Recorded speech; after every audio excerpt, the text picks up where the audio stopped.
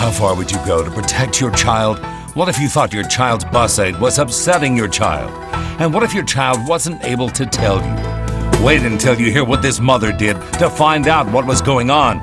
And wait until you hear what she heard. Don't get out of it again! He was just screaming and crying. Watch this Mary Alice Demler investigation. Were they properly trained and prepared to deal with this child in particular? Tonight at 11 on Channel 2 News.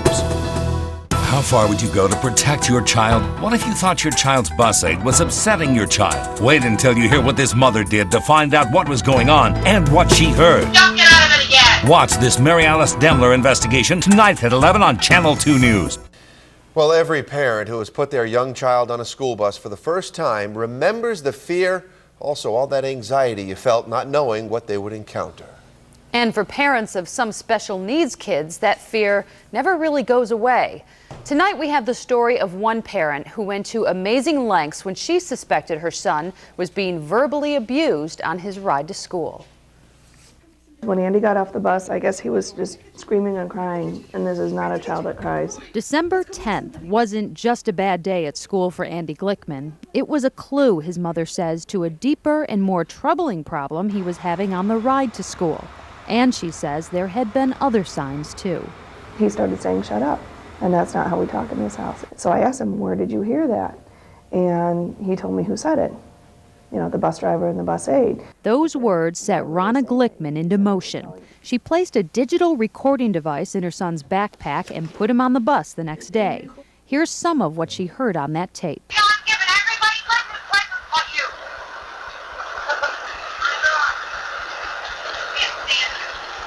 With only this recording to go on, it sounds like the only other people on the bus, 2 adults, the driver and an aide, were berating Andy. For a mother, hearing the conversation she played back that night was almost too unbearable to listen to. Andy, don't even start the damn bouncing. I'll write you up again. Okay, I'm gonna write you up again when I get back to the base. Ronna was shocked at what she heard, but to her, it all made sense. She thought something drastic must have caused her son's recent change in behavior. Andy could not communicate what was going on. You see, Andy is autistic. Who's he wrestling with? Another dog. Another dog. Whose dog is that? Buddy's dog. When I met Andy, his mother explained he has pervasive developmental delays, a form of autism. Think Rain Man. You and I are going to get on. The autistic character, played by Dustin Hoffman, could be set off by the mere suggestion of an activity that he perceived as a threat. On that December day, school documents show Andy was upset. This report shows he told his teacher that the bus aide had thrown his headphones out the window. He went into a tailspin that day. To raise his level of frustration to the point where his behavior that entire day was so off, it wasn't him. It wasn't Andy. These documents show he experienced his worst day ever at school.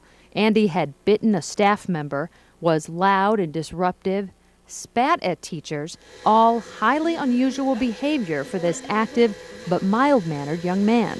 The report also says he had been in a bad mood since getting off the bus.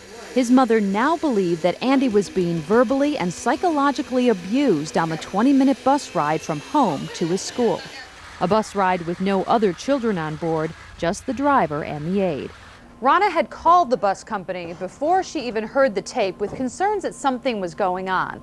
A spokesperson for Laidlaw told us that they had spoken with the bus driver and the aide about Ronna's concerns and about Andy's safety. They thought the matter was taken care of. But then, after hearing this recording, she wanted stronger action. She took the transcript and the recording to Amherst Police. They took her complaint to Laidlaw, and the company put Andy on a different bus. But the district manager from Laidlaw claims police never told him about the tape. Ronna says she was concerned about other children too, so she brought the recording to Two on Your Side. We called the bus company and told them about Andy and the recording. We went with Ronna as she delivered the recording to Laidlaw's general manager, James Doherty. What are you looking at? Can you verify that it is the bus driver and aide? Well, I will tell you what. We spoke to the bus driver and aide yesterday, explained to them that we believed we were going to get this.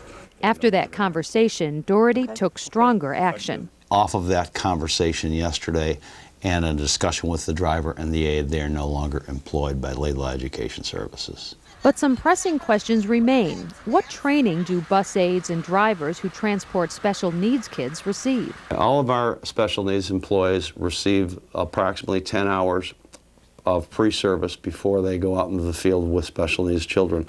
They then each receive approximately 6 hours a year in updates of special needs training. Were they properly trained and prepared to deal with, well, this child in particular or children in general as far as treatment? Absolutely. We employ, in my area for example, we employ almost 1,400 people. So when we do have isolated cases like the one that we're talking about, we try to react to that for the best interest of the child as well as the school districts that we service as well as our own employees. To try to keep moments like this Don't let that window! Leave it up! Leave it alone! I'll write you up! Conduct! from ever happening again.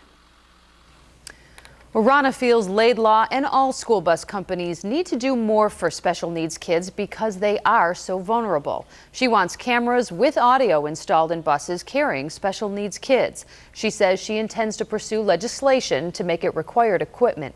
By the way, Andy is doing fine today. He's back riding the bus and for the most part has recovered from the incidents.